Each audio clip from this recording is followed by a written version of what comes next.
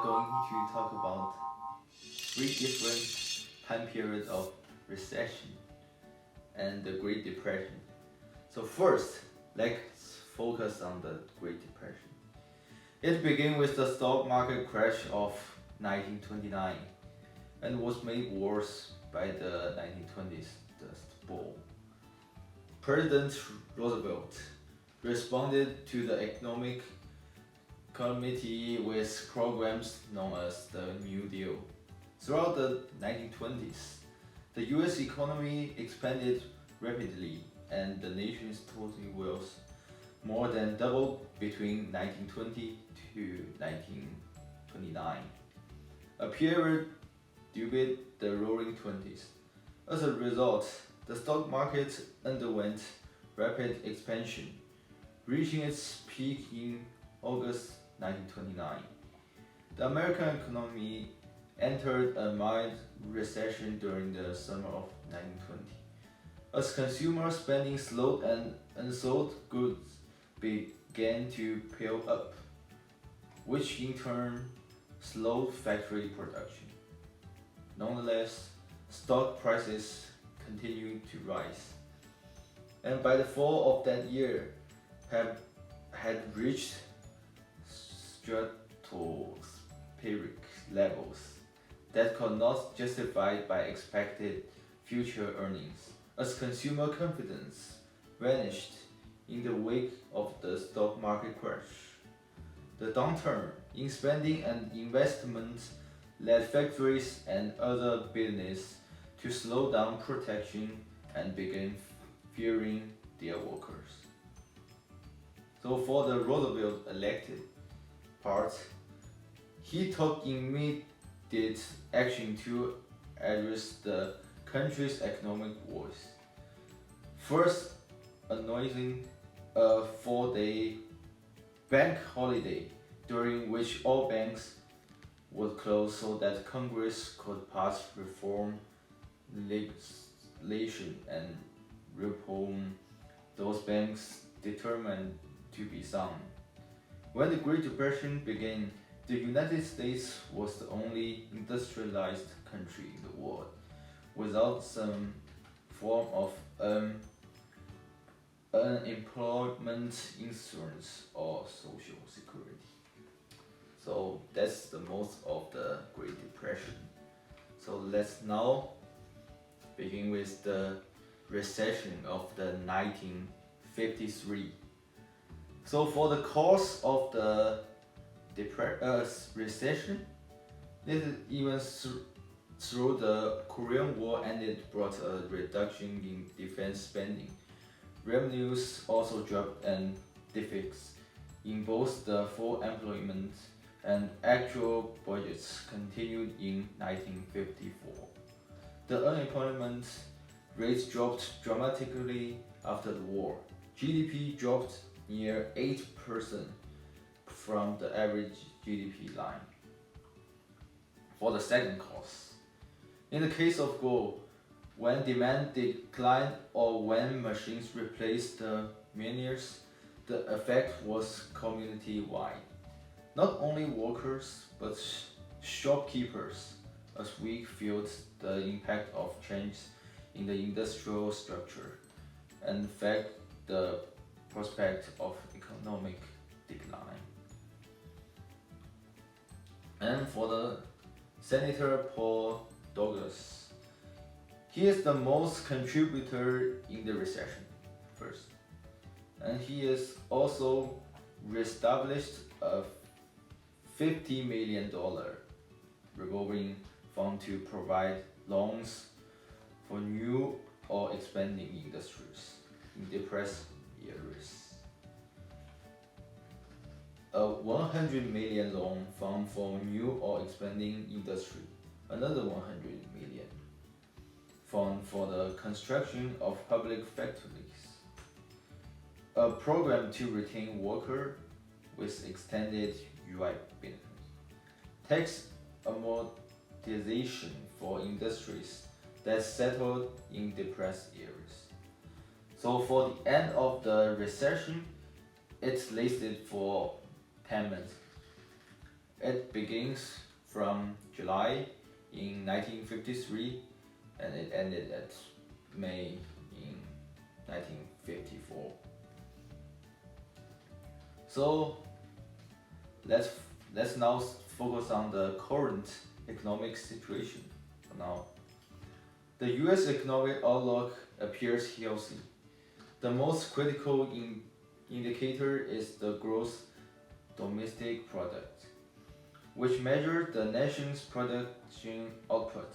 The GDP growth rate is expected to fall below the 2% and 3% ideal range. Unemployment is forecast to continue below the natural rate. There's not too much inflation or deflation. Okay, so after we talk about the 1953 recession, let's focus on the recession of 1958. It is also known as Eisenhower recession. It was a sharp worldwide economic turndown in 1958 and causing many businesses to shut down. There are several reasons. New car sales took a sharp dive. Housing construction slowed due to higher interest rates. There was a gradual decrease in income business or capital good industries. The virus epidemic of 1957 to 58. Basically, the government tightened monetary policy 2 years prior to the recession to curb inflation. But prices continued to rise in the US through 1959. The sharp worldwide recession and the strong US dollar contributed to a foreign trade deficit. The Federal Reserve made moves once aware of the severity of its situation, lowering the discount rate to 1.75% until conditions become to improve. For the criticism, the US consumer prices rose 2.7% from 1957 to 1958, and after pause they continued to push up until November 1959. Wholesale prices rose 1.6% from 1957 to 1959. I feel they did not quite good job because they basically are adding the price to consumers. So the end of the recession, the index of industrial production was 142% of the 1947 to 1949 average. Total employment had increased by about 1 million from its recession low, while unemployment had been reduced by 1 million. Income and expenditures of individuals were at new high levels. Gross national product, the broadest measure of the nation's output of goods and services, had risen to an annual rate of 453 billion. And the GDP decline is 3.3%, and the unemployment rate is 6.2% at that period of time.